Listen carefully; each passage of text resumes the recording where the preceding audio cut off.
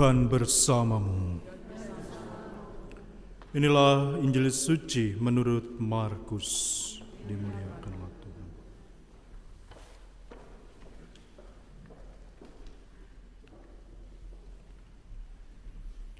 Sekeluarnya dari rumah ibadat itu, Yesus dengan Yakobus dan Yohanes pergi ke rumah Simon dan Andreas.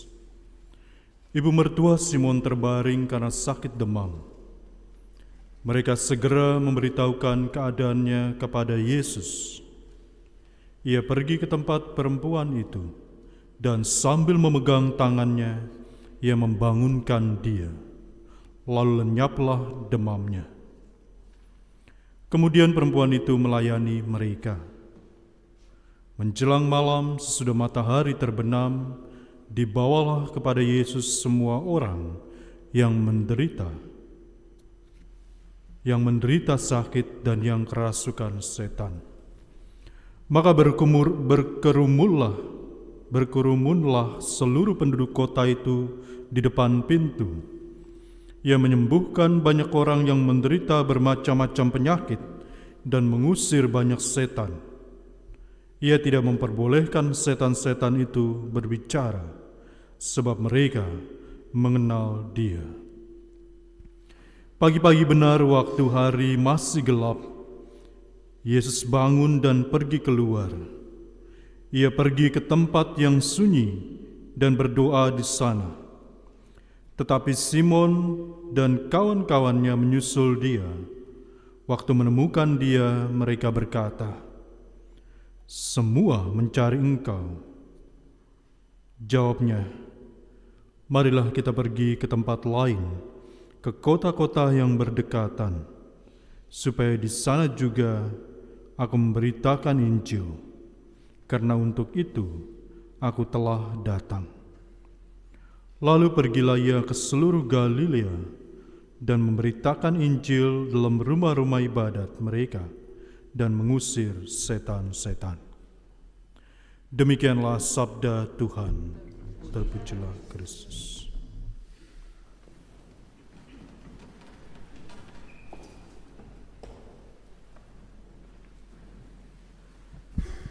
Saudari yang dikasihi Tuhan, Yesus datang untuk mewartakan warta kerajaan Allah dan damai. Tentu kita bertanya, apa maksud dari damai? Atau dalam bahasa Yahudi, Ibrani, Shalom. Shalom berarti kedamaian, rekonsiliasi atau pemulihan dalam segala aspek kehidupan seseorang. Shalom atau damai yang dimaksud oleh Yesus adalah pemulihan yang utuh, menyeluruh, bukan pemulihan per bagian atau parsial saja. Kalau Anda sembuh dari sakit, Anda bahagia, senang, tapi lebih daripada itu, Anda menjadi berkat juga buat orang lain. Itulah yang dimaksud dengan damai yang dibawa oleh Yesus ke tengah dunia. Sama halnya dengan penderita sakit kusta atau orang buta yang mengalami mukjizat penyembuhan oleh Yesus, di mana mereka tidak hanya disembuhkan dari sakit dan kelemahan fisik, namun secara psikologi, psikis, spiritual, dan bahkan dipulihkan status sosialnya, yakni diterima kembali ke dalam masyarakat, serta dimampukan untuk melakukan tugas dan pelayanannya dalam keluarga dan masyarakat. Mereka, orang-orang yang sakit, yang mengalami berkat juga kesembuhan dari Yesus, dari Allah, diterima kembali ke dalam masyarakat. Orang buta akhirnya mampu hidup mandiri dan bekerja normal seperti sesama manusia. Demikian pula dalam bacaan yang kita dengarkan pada hari ini, Ibu mertua Petrus. Ibu mertua Petrus tidak hanya disembuhkan dari sakit demam, namun perannya sebagai manusia, perannya sebagai ibu rumah tangga dipulihkan. Kalau kita mendengar bacaan Injil tadi, dikatakan bahwa kemudian perempuan itu melayani mereka, sehingga ia pun bisa melayani tamu-tamu, juga orang yang datang ke rumah mertua Simon. Saudara-saudari yang dikasihi Tuhan, dalam kisah selanjutnya, Yesus meninggalkan rumah Petrus meskipun banyak orang lain yang membutuhkan pertolongan dan mengalami mukjizat. Saudara-saudari yang dikasihi Tuhan, tentu sebagai manusia kita bertanya, kenapa Yesus ini pergi sedangkan ia dibutuhkan banyak orang di Galilea? Tentu jawaban yang paling sederhana adalah karena Yesus dipanggil pertama-tama bukan untuk menjadi tabib atau penyembuh, atau dalam bahasa modern sekarang adalah dokter. Ia bukan dipanggil untuk menjadi dokter. Ia dipanggil untuk mewartakan Injil kepada orang-orang pada masa itu. Saudara-saudari yang dikasihi Tuhan, kita juga pertama-tama, kita semua yang hadir di tempat ini, pertama-tama dipanggil untuk dekat dengan Tuhan dan mewartakan kebaikan-Nya ke tengah-tengah hidup kita. Oleh karenanya, kehidupan rohani atau doa-doa kita yang baik, kehidupan rohani yang baik yang kita bangun merupakan fondasi utama dan terutama di dalam hidup kita masing-masing. Tahun lalu dalam sebuah lustrum itu apa ya? Ulang tahun yang dirayakan 5 tahun sekali di Jakarta, di seminari tempat saya dulu pernah menimba ilmu sebagai calon pastor. Kardinal Ignatius Suharyo bercerita bahwa pengalaman rohani setiap umat manusia itu penting, apapun agamanya.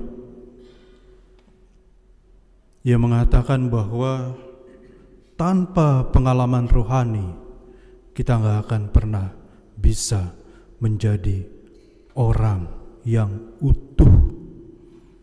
Ia mengatakan agama itu KTP, tapi pengalaman akan Allah yang diwartakan oleh Yesus inilah yang menjadi sumber atau fondasi kekuatan dalam hidup kita. Saudara-saudari yang dikasihi Tuhan, tanpa kehidupan rohani yang baik, hidup kita, pekerjaan kita, pelayanan kita di tengah masyarakat, pelayanan sosial, tentu tidak ada bedanya dengan orang-orang yang tidak mengenal Allah. Terlebih pelayanan kita di tengah masyarakat tanpa dimotivasi oleh pengalaman akan Allah, pengalaman personal akan Allah, tentu akan hilang begitu saja ketika persoalan, problem datang menghampiri kita. Kita boleh melihat dalam bacaan pertama, kita tentu tahu siapa Ayub, bahasa Belandanya Job. Ya.